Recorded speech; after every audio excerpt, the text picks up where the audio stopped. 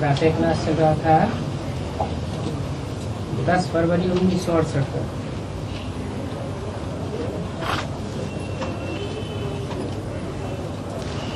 बात चल रही थी, पहले तो अपन को आत्मा समझें तभी बाप को याद कर सकते हैं, नहीं तो याद नहीं कर सकेंगे। क्योंकि याद तो रूहानी बाप को ही करना है।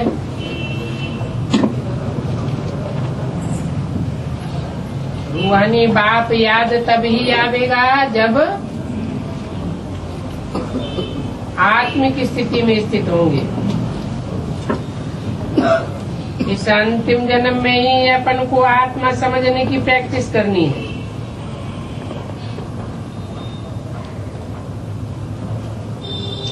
और कोई जन्म में तो प्रैक्टिस करने की बात ही नहीं है। अपन को अविनाशी आत्मा समझें तभी अविनाशी बाप को याद करें।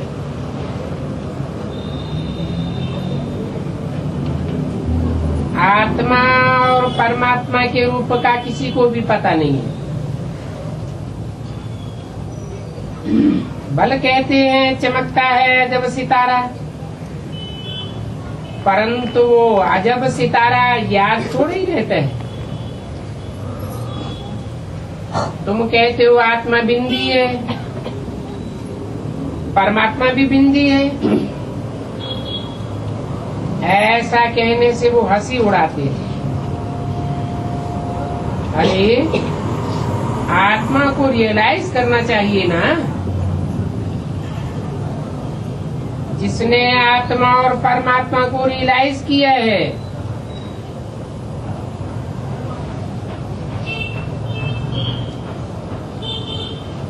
वही रियल आत्मा है।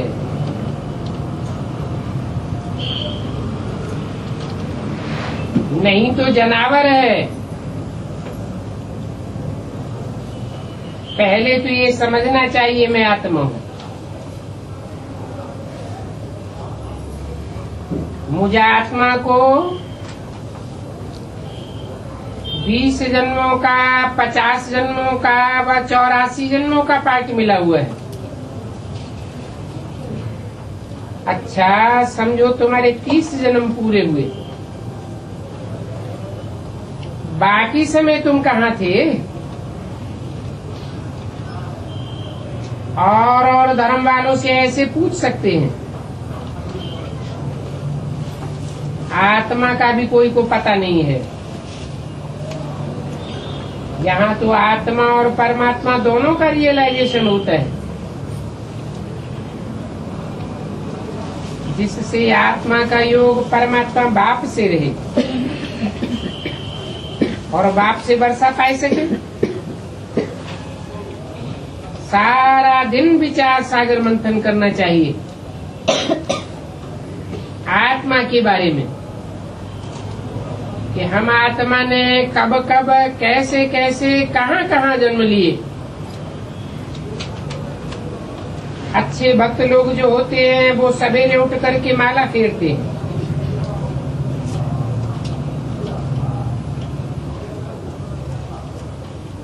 माला के मणकों का स्मरण करते हैं, परंतु उनको तो अल्पकाल का सुख मिलता है और तुमको तो यहाँ माला के मणकों का असली स्मरण होता है, जिससे तुम 21 जन्मों का अथाह सुख पाते हो। ये भी धारणा होती रहे तो भी खुशी का पारा चढ़ा रही कि वेद का बाप हमको पढ़ा रहे हैं।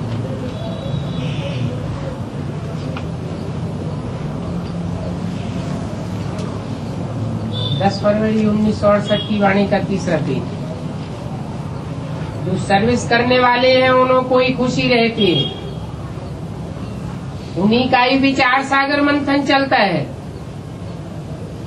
सर्विस नहीं करते हैं तो विचार सागर मंथन भी चल न सके।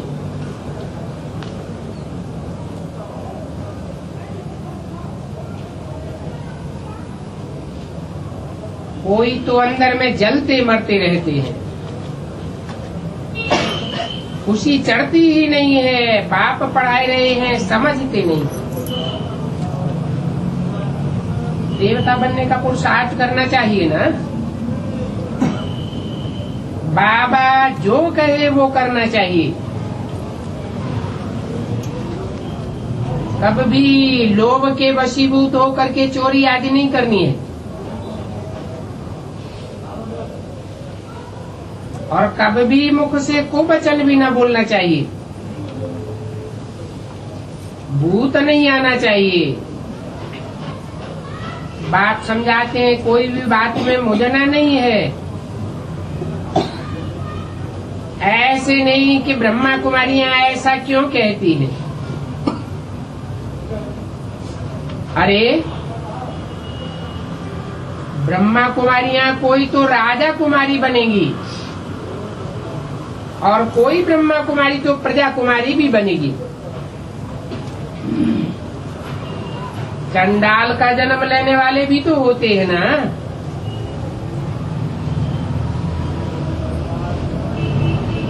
ऐसे फिर पूरी पढ़ाई पढ़ते नहीं हैं और ही टीचर का माथा खपाते रहते हैं। वो भी ड्रामा में नूद है। सभी सेंटर्स पर ऐसा माथा कपाने वाले होते हैं।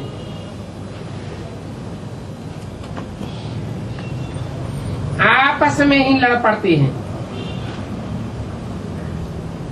फिर दो दो पार्टियां कर देते हैं। ऐसे भी हैं, ब्राह्मण से भी लड़ पड़ते हैं। अनेक प्रकार के विघ्न पड़ते रहते हैं। मनुष्यों को पति से पावन बनाने में कितनी मेहनत करनी पड़ती है। बाप को जान करके फिर कोई भूल करते हैं तो 100 गुना दंड पड़ जाता है। बाप को बुलाया है कि हमको सुख धाम का मालिक बनाओ, कांटों से फूल बनाओ, तो श्रीमत पर भी चलना चाहिए ना, तभी तो ऊंचे पद पावेंगे। नहीं तो कल्प कल्पांतर पाई पैसे का पद पाते रहेंगे। तभी बाप कहते हैं अपना जीवन तो हीरे जैसा बनाओ। कल्प कल्प की बाजी है। भक्ति मार्ग में भी कौड़ी मिसल, ज्ञान मार्ग में भी कौड़ी मिसल जीवन रहा, तो फिर बाकी मिला ही क्या। पिछाड़ी में आने वाले को पाई पैसे का सुख मिलेगा।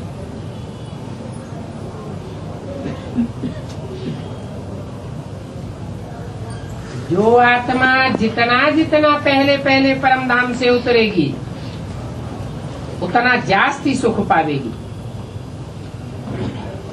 और तुम तो 21 जन्म का पूरा सुख पाते हो। जैसे दीपमाला पर ढेर के ढेर मच्छर जन्मते हैं और मर जाते हैं, वैसे यहाँ भी देरी से आने वालों का क्या हाल होगा। उनमें और उन अल्पकांड जंतुओं में क्या फर्क रहा। जन्म लिया, थोड़ा सुख पाया और ये मरा। परंतु ऐसा जन्म देने के लिए बाप तो नहीं आए।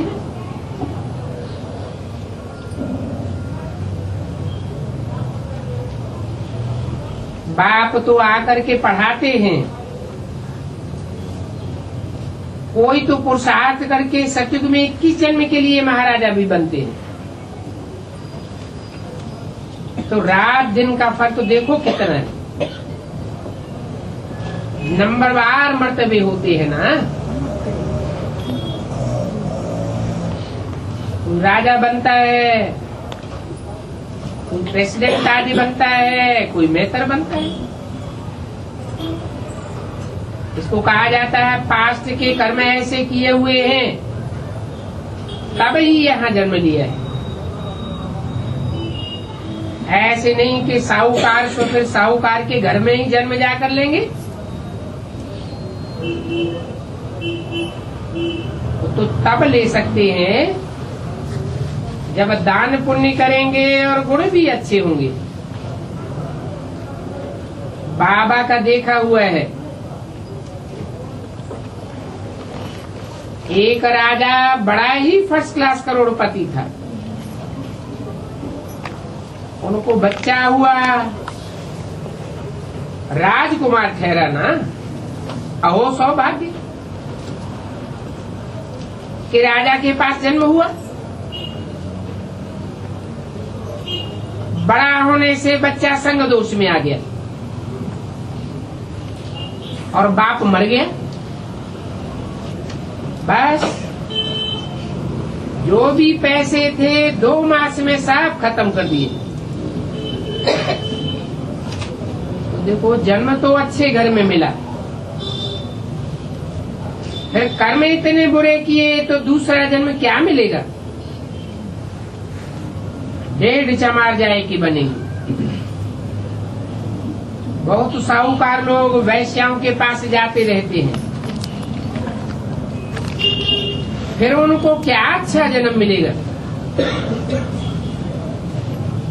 तो इसमें भी जो जितना पुरुषार्थ करेंगे, सीमत पर चलेंगे, उतना ही फायदा होगा। जो फरमान मानते ही नहीं है तो ना फरमान बरदार ठहरे ना। ऐसे कभी बाप के दिल पर चढ़ नहीं सकते। बाप समझाते रहते हैं जब तक चार्ट नहीं रखेंगे तब तक फायदा हो न सके। स्कूलों में भी चलन का, पढ़ाई का रजिस्टर होता है ना। यहाँ तो बाप कहते हैं तुम अपना रजिस्टर अपने आप ही रखो, तो मालूम पड़े सारा दिन में हम क्या क्या करते हैं। शाम को रोज अपना चार्ट देखो, जो पाप आदि किए होंगे वो सब आए सामने खड़े हो जाएंगे। वो यज्ञ में विरुद्ध काम किया होगा तो वो सामने आ जाएगा। फिर उस चार्ट में ये भी लिखो फलाने फलाने टाइम हमने खाना खाया और ये खाया, ये पिया, तो मालूम पड़ेगा कहाँ हम लोग तो नहीं किया ना। लिखना चाहिए हम कितना बारी दिन में खाते हैं।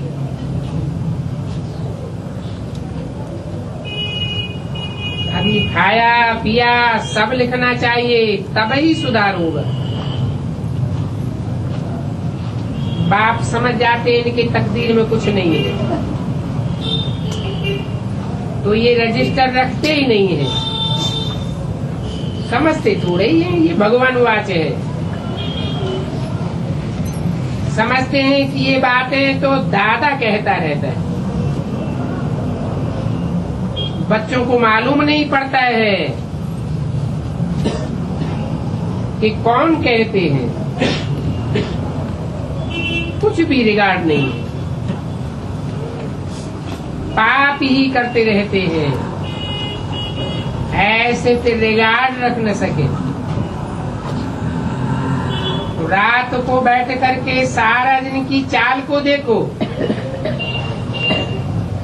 सारा दिन क्या क्या खाया क्या पिया, अपन पर नजर रख करके तब आगे बढ़ सकेंगे।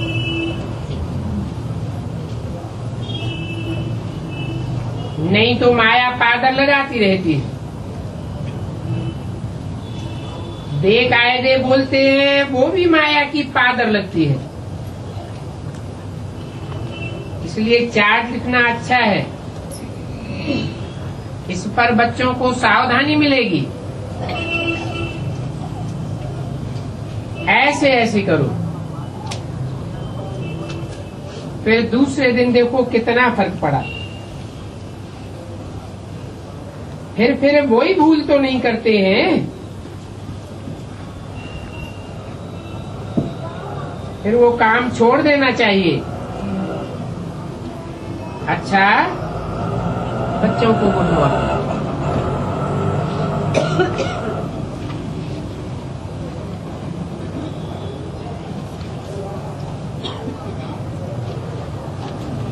अगला प्रातः क्लास है 11 फरवरी सन 1968।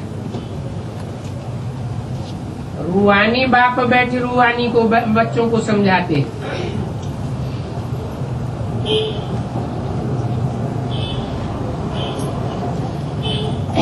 रूहानी बाप भी कर्मेंद्रियों से सुनते हैं,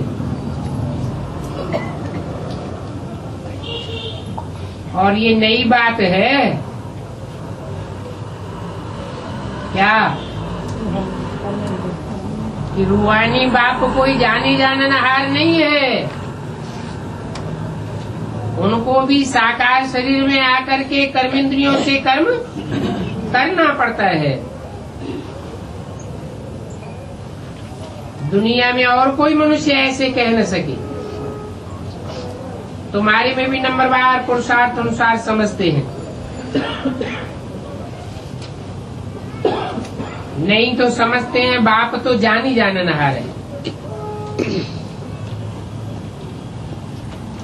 जैसे टीचर पढ़ाते हैं तो स्टूडेंट का नंबरवार पुरुषार्थ अनुसार रजिस्टर शो करता है। रजिस्टर से ही उनकी पढ़ाई और चलन का पता पड़ जाता है। तो मूल है ही पढ़ाई और कैरेक्टर। ये तो है ईश्वरीय पढ़ाई, जो ईश्वर के सिवाय और कोई पढ़ाई नहीं सकता। रचयिता और रचना के आदि मध्य अंत के सृष्टि की नॉलेज है। ये तो कोई भी मनुष्य सारी दुनिया में नहीं जानते हैं। ऋषि मुनि जो इतने पढ़े लिखे शास्त्रों की अथॉरिटी होते हैं, वो प्राचीन ऋषि मुनि खुद कहते हैं हम रचयिता और रचना के आदि मध्य अंत को नहीं जानते। नहीं जानते तो नास्तिक है। तुम भी रचयिता को थोड़े ही जानते थे।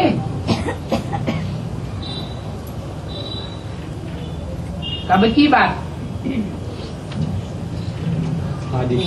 आदि की बेसिक नॉलेज की बात नहीं है। वही बेसिक है आदि।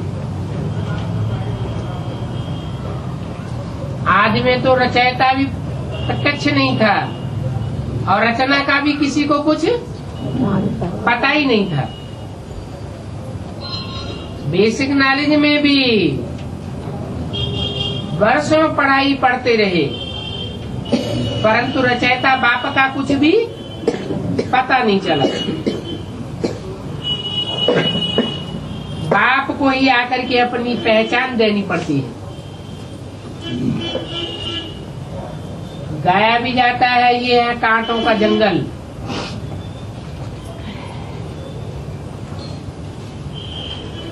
और ऐसे जंगल को आग जरूर लगती है।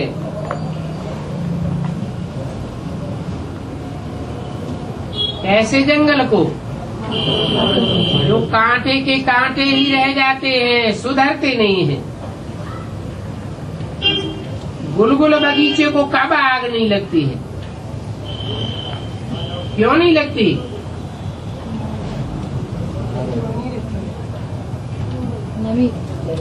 क्योंकि ज्ञान जल की नमी रहती है तो आग लगने का सवाल ही नहीं।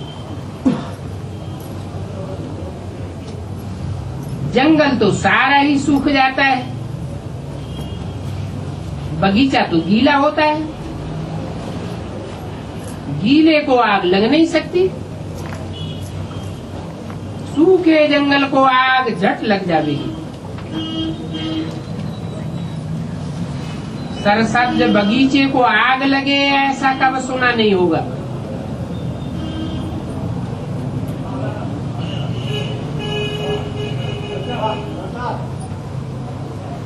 ब्राह्मणों की दुनिया में सरसब्ज बगीचा भी है और कांटों के जंगल भी है। भांति भांति के कांटों के जंगल हैं और भांति भांति के बगीचे हैं सरसब्ज।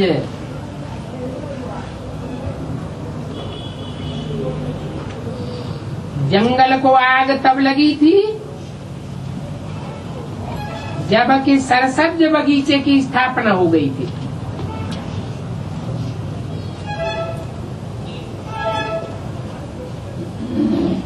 बगीचा भी गुप्त स्थापन हो रहा है।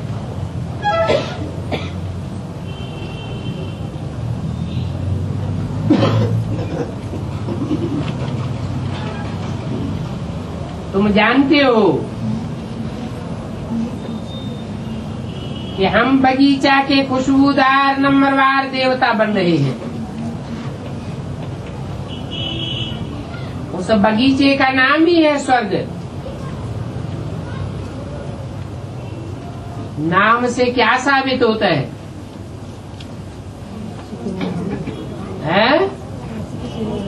जरूर स्वस्थिति में जाने वाले हैं। जो स्वस्थिति में रहने वाले होंगे उनमें कितनी रूहानियत होगी, कितनी खुशबुएं होंगी। उस कांटों के जंगल में तो कितनी बदबूएं हैं। इनका नाम ही है नरक और उसका नाम है स्वर्ग। कहाँ शिवालय और कहाँ वैश्यालय। तुम कहाँ भी प्रदर्शनी आदि में स्वर्ग और नरक का बगीचा और कांटों का जंगल इस बात पर समझा सकते हो, परंतु वंडर है तुम कितना समझाते हो फिर भी उनकी बुद्धि में बैठता नहीं है।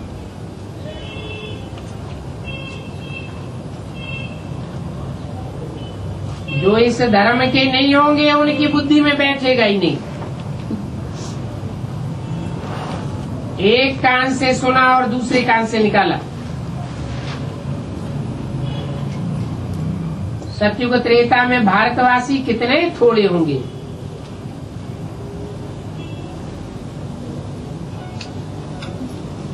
कितने थोड़े होंगे।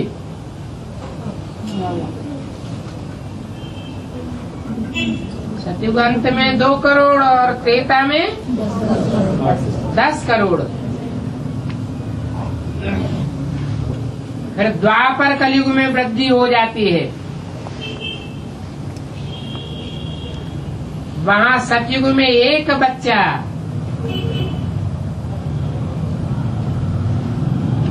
फिर देखो 4-5 बच्चे होते रहते हैं तो वृद्धि हो जाती है ना। भारतवासी जो अभी हिंदू कहलाते वास्तव में वो देवता धर्म के थे। और कोई भी अपने धर्म को नहीं भूलते हैं। धर्म को नहीं भूलते, धर्म पिता को नहीं भूलते। भारतवासी अपने धर्म को भूल जाते हैं। धर्म की स्थापना किसने की वो भी भूल जाते हैं।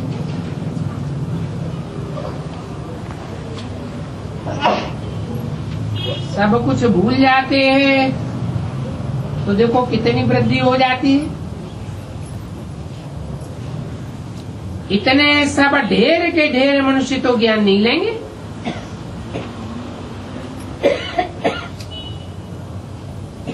तुम हरेक अपनी अवस्था को समझ सकते हो।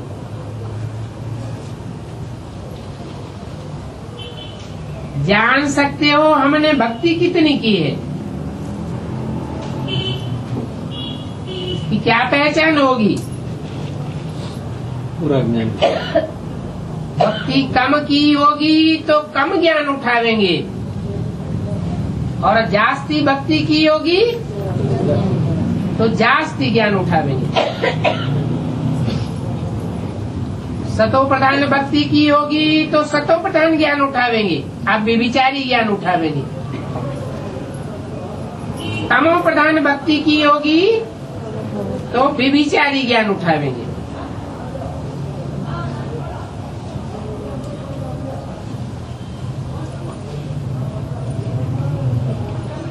बहुत भक्ति की होगी तो बहुतों को उठावेंगे, बहुतों को समझावेंगे। ज्ञान नहीं उठा सकते हैं तो समझो इन्होंने भक्ति थोड़ी की है। थोड़ी भक्ति की होगी तो फल भी थोड़ा मिलेगा। भक्ति का फल क्या है? ज्ञान। तो हिसाब किताब है। बाबा को एक बच्चे ने और धर्म वाले के जन्मों का भी हिसाब निकाल करके भेजा था कि इस्लामियों के इतने जन्म, बौद्धियों के इतने जन्म होने चाहिए। बुद्ध भी तो धर्म स्थापक है ना। उनके पहले तो कोई बौद्ध धर्म का नहीं था। एक में बैठ करके धर्म स्थापन किया, फिर एक से अनेकों की वृद्धि होती गई।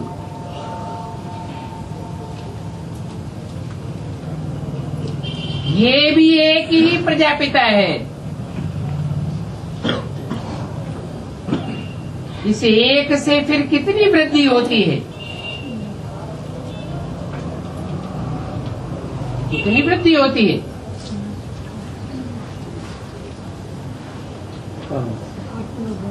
है 500-700 करोड़ जो भी प्रजा है कोई भी धर्म की, वो सब मूल में किसकी संतान है? प्रजापिता ब्रह्मा की संतान है। तुमको तो राजा बनना है नई दुनिया में।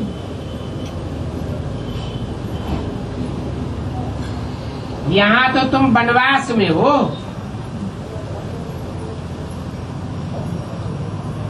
तो कोई भी प्रकार का शौक नहीं रहना चाहिए।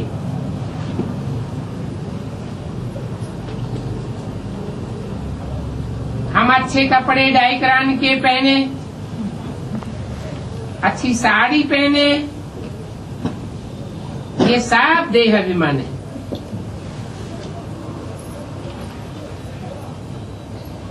जो मिला सो अच्छा। इस दुनिया में तो बाकी थोड़ा समय रहना है। यहाँ अगर ऊंचे कपड़े पहनेंगे तो फिर वहाँ कम हो जाएगा।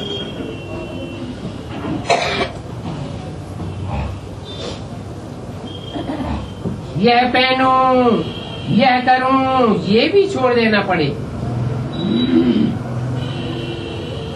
आगे चल करके तुम बच्चों को आप ही साक्षात्कार होते रहेंगे। तुम खुद कहेंगे ये तो बहुत सर्विस करते हैं, इनकी तो कमाल है।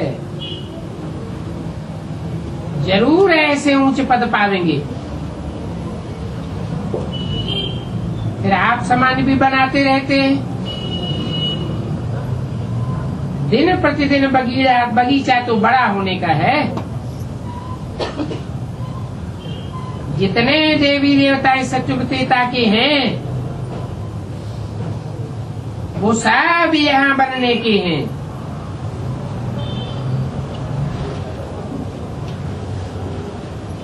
प्रत्यक्ष हो जाएगा।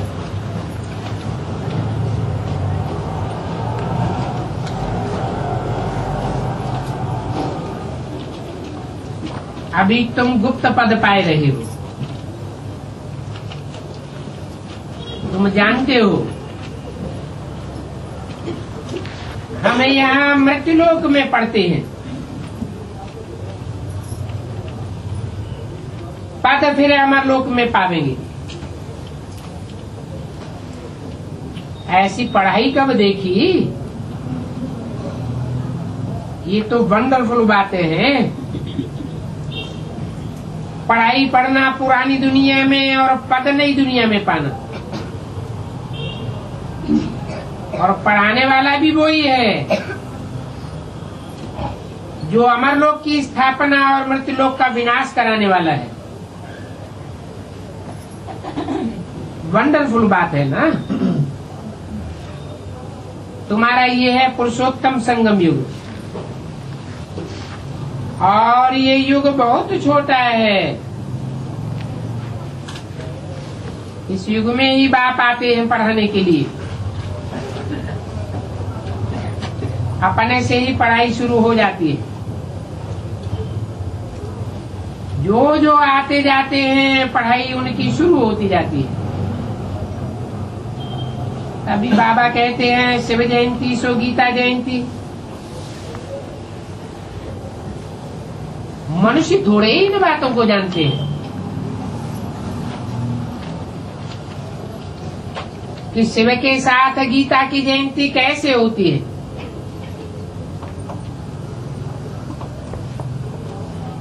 11/2/68 की वाणी का दूसरा पेज। उन्होंने तो कृष्ण का नाम सांवरा रख दिया है।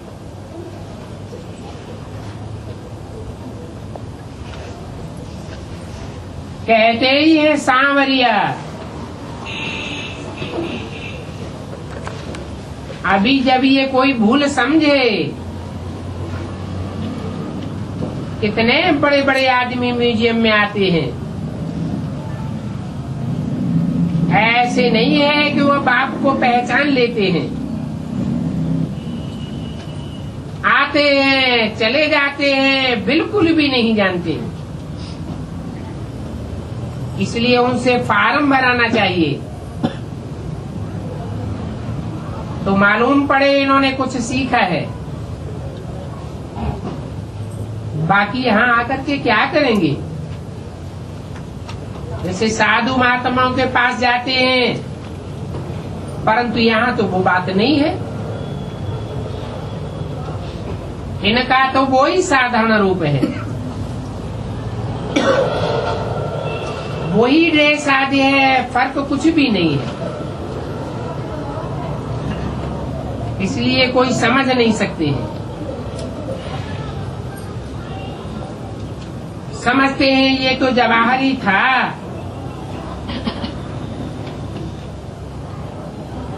परंतु वो तो था विनाशी रत्नों का जवाहरी। अभी बने हैं अविनाशी ज्ञान रत्नों का जवाहरी। और तुम सौदा भी बेहद के बाप से करते हो। जो बड़ा सौदागर रत्नागर है, तुम हरेक अपन को समझो हम रूप बसंत हैं।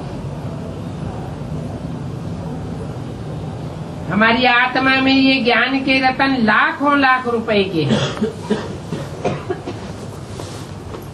वो भक्ति मार्ग के रतन तो पत्थर हैं।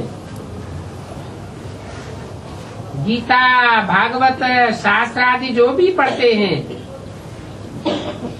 वो पत्थर ही पत्थर हैं, जिनके पढ़ने से पत्थर बुद्धि ही बन जाते। और ये ज्ञान रतन सुनने से तुम पारस बुद्धि बन जाते।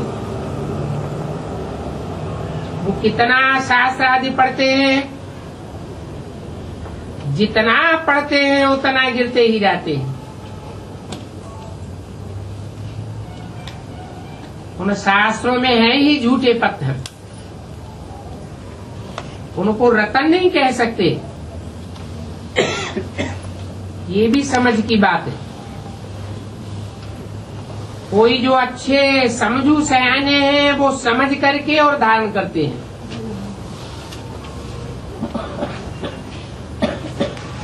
क्या कहा? समझ करके बिना समझे कैसे धारणा हो जाएगी?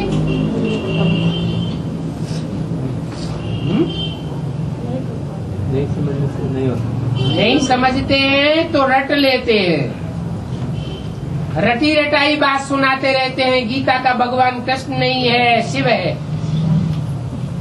बुद्धि में कुछ भी नहीं बैठता कि गीता का भगवान निराकार शिव ज्योति बिंदु कैसे गीतापति भगवान बनेगा। रट लेते हैं 10 वर्ष में दुनिया का विनाश हो जाएगा। बुद्धि में बैठता नहीं है, इतनी बड़ी दुनिया का विनाश 10 वर्ष में कैसे हो जाएगा, कैसे नई दुनिया स्थापन हो जाएगी। तो समझे बिगर रट लेते हैं, गले तक धारण होता है, दिल के अंदर बात नीचे नहीं उतरती।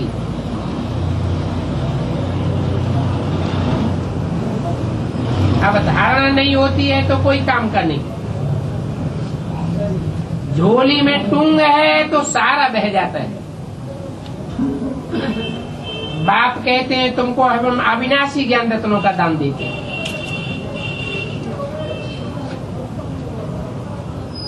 दान देते रहेंगे तो तुम भरतू होते रहेंगे, नहीं तो फिर कुछ भी धारणा नहीं होगी। और धारणा न होने का कारण है रोज पढ़ाई पढ़ते नहीं है, कायदे अनुसार चलते ही नहीं है। नहीं तो हर एक स्टूडेंट को पंक्चुअल और रेगुलर ये पढ़ाई पढ़नी चाहिए।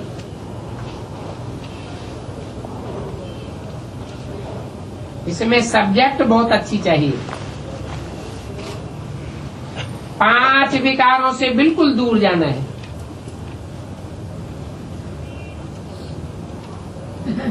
तुम कराची में बड़े अच्छे फर्स्ट क्लास थे, सबसे पूछा जाता था तुम कितनी रोटी खावेंगे, हर एक की लिस्ट रहती थी, नियमानुसार ही खाना चाहिए।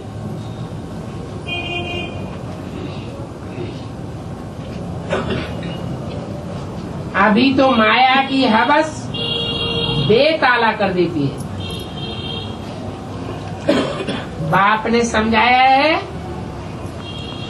त्योहार आदि जो मनाए जाते हैं वो सब इस समय की यादगार है। रखड़ी बंधन भी अभी का है।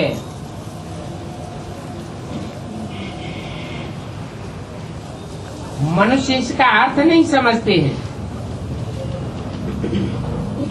क्या अर्थ है? रक्षाबंधन में ब्राह्मण आकर के राखी बांधता है। राखी रक्षा की निशानी है। जरूर बाप ब्राह्मण बन करके आया होगा, कोई ब्राह्मण तन में आता है और 5 विकारों से रक्षा के सूत्र में बांधता है।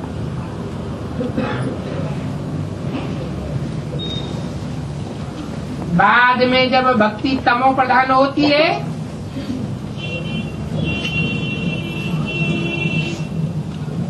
तो कन्याएं भाइयों को बांधने लग पड़ती है पैसा उगारने के लिए।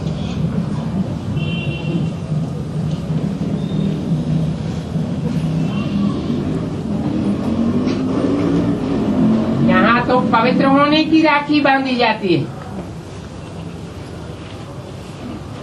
वो तो अपवित्र होने की बांधते हैं।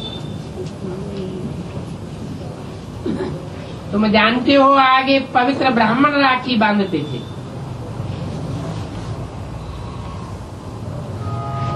अभी छोकरियां अपने भाई को बांधती हैं खर्ची के लिए, परंतु पवित्रता की तो बात नहीं है। और रखड़ियां भी देखो कैसी कैसी फैंसी बनाते हैं। तो ये दीपमाला, ये दशहरा आदि सब संगम युग के हैं। आपने जो एक्ट की है वो फिर भक्ति मार्ग में चलती चली आई।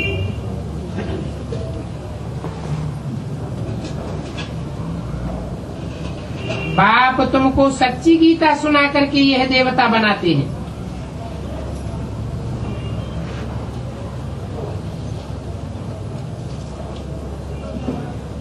वो गीता तो जन्म जन्मांतर पढ़ते आए हो, परंतु क्या लक्ष्मी नारायण बने? वो गीता पढ़ते पढ़ते और ही 3rd ग्रेड बन पड़े, फिर अभी तुम 1st ग्रेड में जाते हो। सत्यनारायण की कथा भी ये राजयोग हो गया।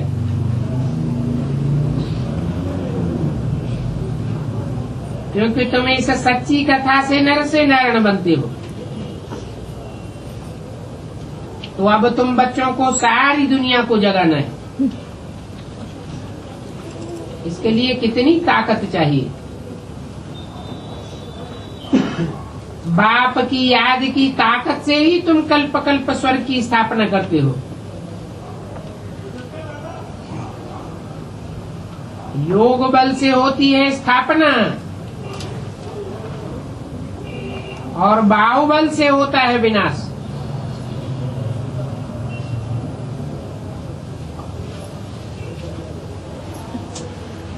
अक्षर ही 2 हैं। योग बल अर्थात पवित्रता का बल, बाहुबल अर्थात अपवित्रता का बल।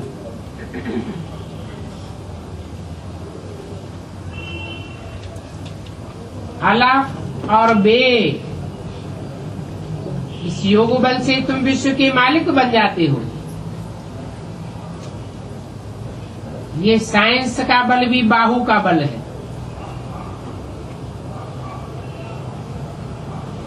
तुम्हारा ज्ञान तो बिल्कुल ही गुप्त है। तुम जो सतो प्रधान थे सो अब तमो प्रधान बने हो। फिर अभी तुमको सतो प्रधान बनना है। हर एक चीज नई सो फिर पुरानी जरूर होती। नई दुनिया में क्या नहीं होता है, पुरानी दुनिया में तो कुछ भी नहीं है। ये पुरानी दुनिया तो जैसे एकदम खोखा है। कहाँ भारत भर्तु स्वर्ग और कहाँ ये भारत नरक, रात दिन का फर्क हो जाता है।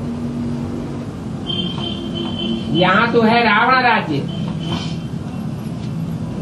रावण को जलाते रहते हैं, परंतु जलाने का अर्थ भी जरा भी नहीं समझते।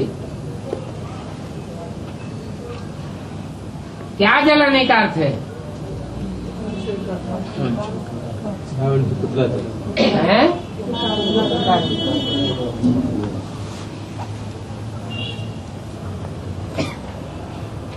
कोई जब बहुत दुख देते हैं तो उनका पुतला बना करके जलाते हैं, परंतु जानते नहीं हैं ये कब से जलाना शुरू करते हैं। भक्ति द्वापर युग में तमो प्रधान होती है या कलयुग में तमो प्रधान होती है? तो द्वापर से जलाते आए या कलयुग में? कलयुग से ही रावण को जलाते हैं। जलाने का मतलब है जी को जलाना।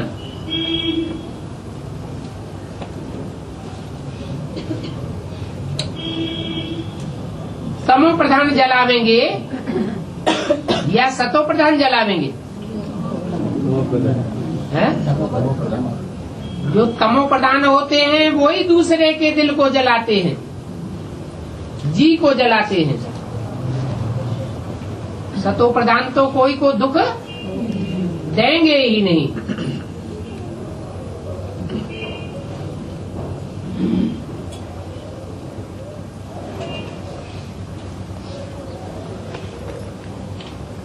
अभी तुम समझते हो कि भक्ति मार्ग में को क्या क्या करते रहते हैं। जाड़ की एक बीमारी होती है,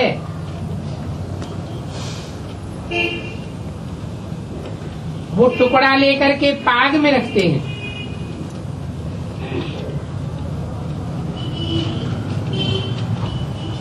कहते हैं हम लंका लूट करके लाए।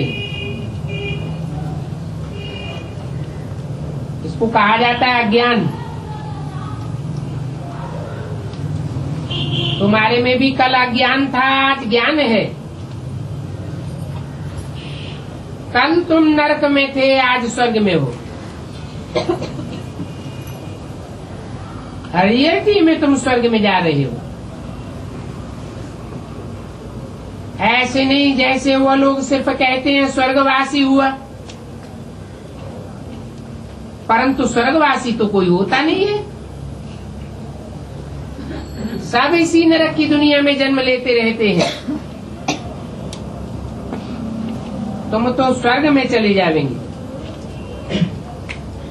फिर ये नरक होगा ही नहीं। बल तुम्हारी बुद्धि में है। नरकवासी नरक में जन्म लेते हैं और स्वर्गवासी स्वर्ग में जन्म लेते हैं। फिर नरक से स्वर्ग कैसे बनेगा? नर से नारायण बन है? नर से नारायण बन जाएंगे तो नरक से नारायण कैसे बन जाएंगे? नर होते हैं नरक में। नारायण स्वर्ग में होगा या नरक में होगा? तो कैसे होगा? यहाँ वाइब्रेशन पहले परिवर्तन होंगे मन बुद्धि रूपी आत्मा के, जिनके वाइब्रेशन और संकल्प पूरे शुद्ध हो जाएंगे। उनको वातावरण कैसा मिलेगा? सात्विक वातावरण मिलेगा।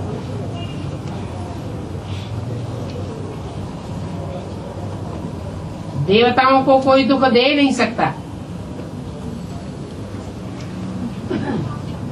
इसलिए कहते हैं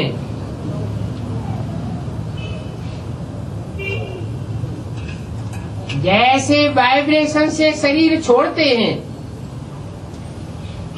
वैसी ही दुनिया में जाके जन्म लेंगे। खराब भावनाओं से शरीर छोड़ते हैं तो दुर्गति को पाते हैं, अंतमते सोगते हो जाते हैं।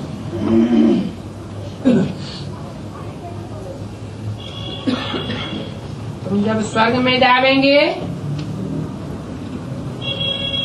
तो तुम्हारा वाइब्रेशन नार की दुनिया का होगा ही नहीं।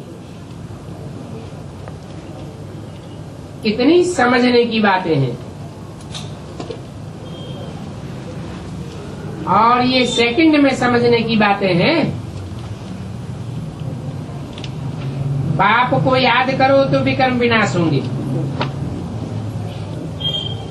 फिर पाया पाप कर्मों के वाइब्रेशन से पीछा ही छूट जाएगा। ये बातें सभी को बतलाते रहो। बोलो तुम यह देवता थे, फिर 84 जन्म लेते लेते तुम यह बन गए हो। सतो प्रधान से तमो प्रधान बन गए, अभी फिर सतो प्रधान बनना है। आत्मा का तो विनाश नहीं होता है, परंतु आत्मा सतो प्रधान से तमो प्रधान बनती है।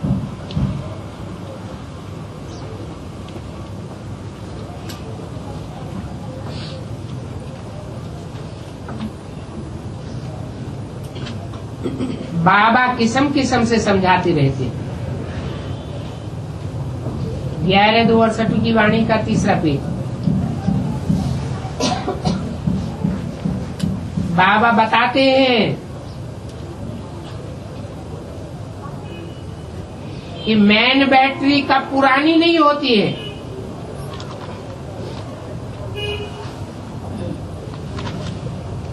जैसे तुम्हारी आत्मा हद की बैटरी है, नई सो फिर पुरानी हो जाती है, भरतू होती है फिर खाली हो जाती है।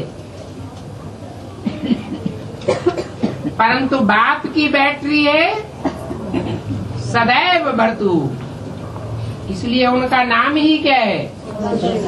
सदा शिव। बाबा कहते हैं अपन को छोटी आत्मा समझो, कहते भी हैं इनकी आत्मा निकल गई, तो जरूर बड़े शरीर में से निकल गई। आत्मा संस्कारों के अनुसार एक शरीर छोड़ करके दूसरा शरीर लेती है।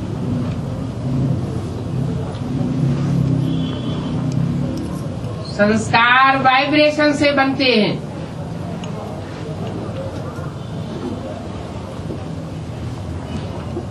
सभी आत्माओं को अभी वापस जाना है, तो ये ड्रामा है, ये सृष्टि का चक्र रिपीट होता रहता है। पिछाड़ी में जितने मनुष्य होंगे उतनी आत्माएं भी जरूर होंगी। हिसाब निकालते हैं तो कहते हैं अभी दुनिया में इतने मनुष्य हैं, परंतु ऐसे क्यों नहीं कहते हैं इतनी आत्माएं हैं? क्यों नहीं कहते? आत्माओं की गिनती हो ही नहीं सकती। आत्मा किसी को देखने में आती नहीं है। बाप कहते हैं बच्चे तुम मुझे कितना भूल गए हो, सभी का फिर मुझे आकर कल्याण करना है। तब पुकारते हैं तुम बाप को इतना नहीं समझते हो, परंतु तुम बाप को क्यों भूल जाते हो? बाप थोड़े ही बच्चों को भूलेंगे, ये तो हो ही नहीं सकता। बाप आते ही है पतित आत्माओं को पावन बनाने के लिए।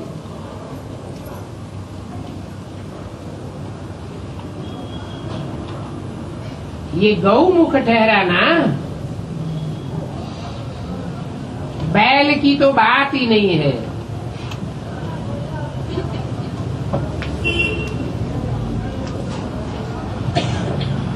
ये भाग्यशाली रथ है ना।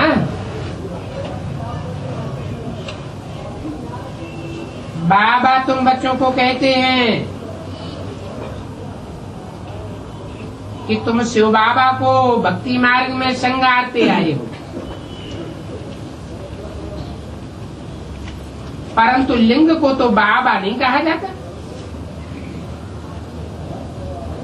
बाबा तो ग्रैंडफादर को कहा जाता है ना। तो ये श्रृंगारने की बात कब की है? संगम युग की बात है। ये बात पक्का याद रहे। शिव बाबा को याद करने से बहुत फायदा है। इस ब्रह्मा का तो नाम भी न लो। क्यों?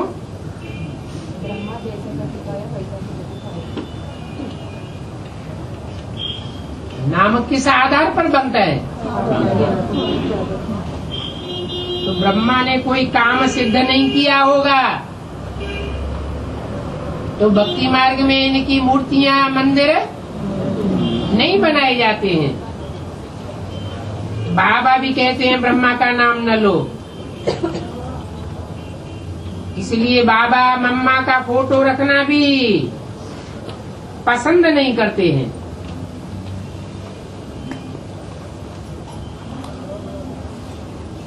कब कब ख्याल आता है साफ फोटो तोड़ फोड़ करके निकाल देवे।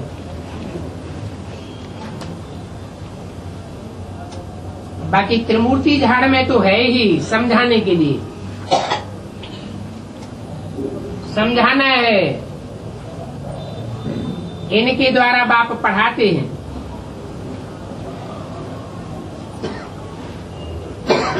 परंतु इनको थोड़े ही याद करना है।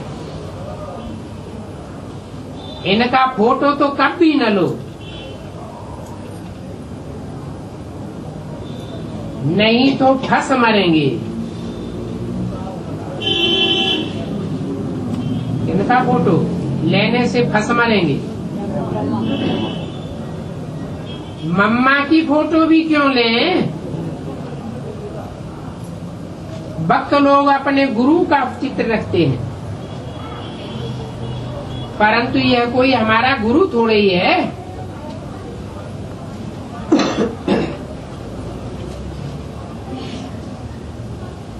गुरु तो शिव बाबा है। बलिहारी उस बाप की है, उस पर ही बलिहार जाना है। और यह भी उन पर बलिहार गया। अब की बात है, हैं? ये ब्रह्मा उस बाप पर कब बलिहार गया? 36। यज्ञ के आज की बात है। जब पता चला कि साक्षात्कारों का अर्थ ये है, नई दुनिया बनने वाली है, मुझे नई दुनिया में कृष्ण के रूप में जन्म लेना है, तो असलियत का पता लग गया। ये तो बुद्धि में नहीं बैठा। इस नरक की दुनिया को ही स्वर्ग बनना है, परंतु इतना पक्का निश्चय बैठ गया कि नई दुनिया बनेगी, उस नई दुनिया में मैं पहला प्रिंस बनने वाला हूँ। फिर क्यों भूल गया? है? फिर क्यों भूल गया प्रजापिता? प्रजापिता को इसलिए भूल गया कि प्रजापिता को भी उस समय पूरा ज्ञान नहीं था। वही पुरानी संस्कृत की गीता बैठ पढ़ करके सुनाते थे। कौन? प्रजापिता। एक दिन ऐसा भी आवेगा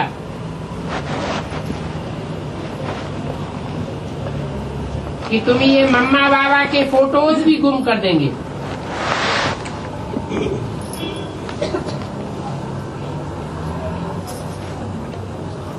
तुम सभी स्टूडेंट हो ना?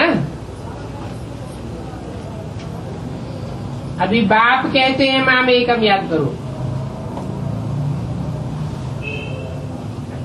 अगर ब्रह्मा को भी याद किया तो माम एकम याद किया या दूजम को भी याद कर लिया? कैसे? बाप में ही माँ समाती। बाप में ही माता है।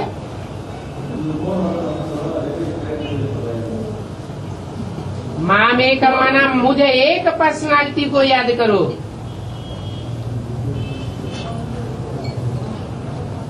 जब एक को ही याद करना है तो ये फोटो आदि क्यों रखना चाहिए? वास्तव में मम्मा की फोटो रखना भी बेकायदे है।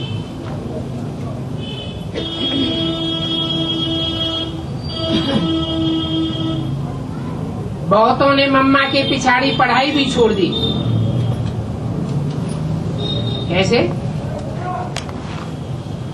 कब की बात है? 64-65। जब मम्मा ने शरीर छोड़ा तो जिनका मम्मा से लगाव था वो ज्ञान छोड़ करके चले गए, यज्ञ छोड़ करके चले गए,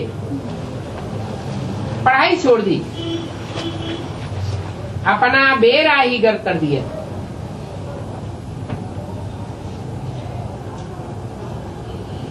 देहधारी का लगाव चाहे कोई भी देहधारी क्यों न हो, एकदम बेड़ा गर्क कर देता है।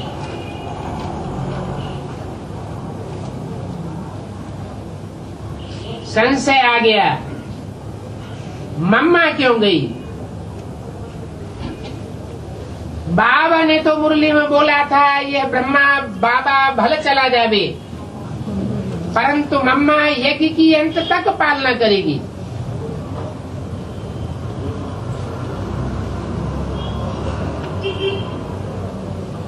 तो प्रश्नचित्त होते रहते हैं, ये मम्मा क्यों गई, ऐसा क्यों हुआ। अरे बाप कहते हैं ये तो शरीर गया ना, कि आत्मा परम धाम चली गई, शरीर गया। सो तो सबका नंबरवार शरीर जाना है, कोई को भी रहना नहीं है।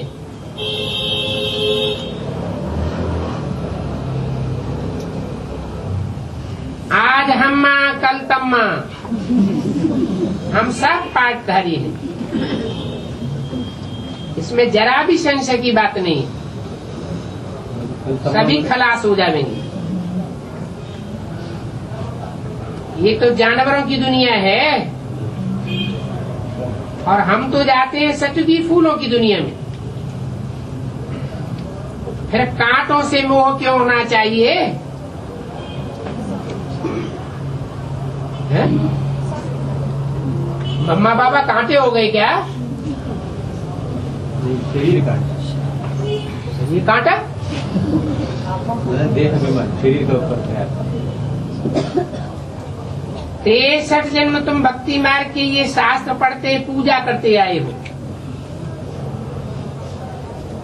और पूजा भी पहले पहले तुमने शिव की है।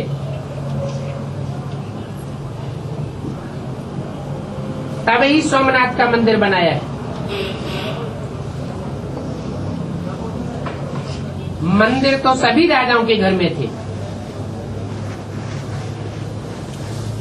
इतने हीरे जवाहरात मंदिर में थे,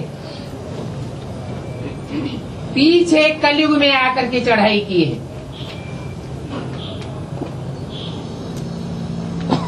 एक मंदिर से भी कितना ले गए हैं।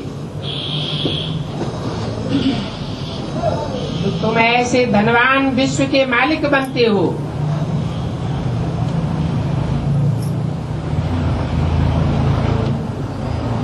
परंतु इन्हों के राज्य को कितना वर्ष हुआ ये किसी को पता नहीं। बाप बताते हैं 5000 वर्ष हुए। 2500 वर्ष तो राज्य किया, फिर 2500 वर्ष में इतने मठ पंथ आदि वृद्धि को पाते हैं। बच्चों को तो बहुत खुशी होनी चाहिए कि हमको बेहद का बाप पढ़ाते हैं,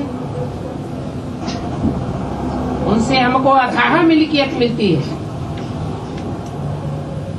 दिखाते हैं सागर से देवता निकले, रत्नों की थालियां भर भर के देते थे। अभी तुमको ज्ञान रत्नों की थालियां भर भर के मिल रही है ना। ये बाप ज्ञान का सागर है ना। कोई तो अच्छी रीति झोली भरते हैं, कोई की झोली खाली रह जाती है। जो अच्छी रीति पढ़ेंगे पढ़ावेंगे जरूर अच्छे धनवान बनेंगे। राजधानी स्थापन होती है, ये सब ड्रामा बनी होती है। जो अच्छी रीति पढ़ते हैं उनको स्कॉलरशिप मिलती है। ये है ईश्वरीय स्कॉलरशिप, अविनाशी है, और वो है आसुरी और विनाशी। ये सीढ़ी बड़ी वंडरफुल है। 84 जन्मों की कहानी है। बाबा तो कहते हैं छत जितनी बड़ी सीढ़ी बनाओ तो अंधे की औलाद अंधों की आंखें खुले। ऐसे ट्रांसलेट के चित्र हों जो क्लियर करके दिखाई दे, तो मनुष्य देख करके वंडर खावे, फिर तुम्हारा नाम भी बाला होता जाएगा। अभी जो सिर्फ फेरी पहन करके जाते हैं वो फिर आवेंगे। 2-4 बार फेरी पहनकर फिर तकदीर में होगा तो जम जावेंगे। चक्कर काटना। यहाँ तो समय एक ही है, कहाँ जावेंगे? तुम बच्चों को बहुत मीठा बनना है, और मीठा भी तब बनेंगे जब याद में रहेंगे। याद से ही कशिश होगी, बार बार आवेंगे। ये सीढ़ी सभी आत्माओं को ले जाने की है।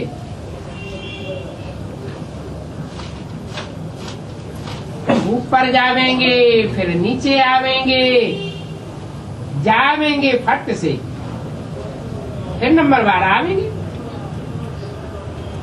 वंडर है, हिस्ट्री ज्योग्राफी रिपीट कैसे होती है? किसने ये सब बातें समझाई हैं, उनको याद तो करना चाहिए। ऐसे नहीं शिव बाबा चला गया फिर आवेगा नहीं। बाप तो अभी ओमिनी प्रेजेंट है, और वहाँ उस दुनिया में ओमनी प्रेजेंट है माया, और यहाँ है बाप। अच्छा ओम शांति।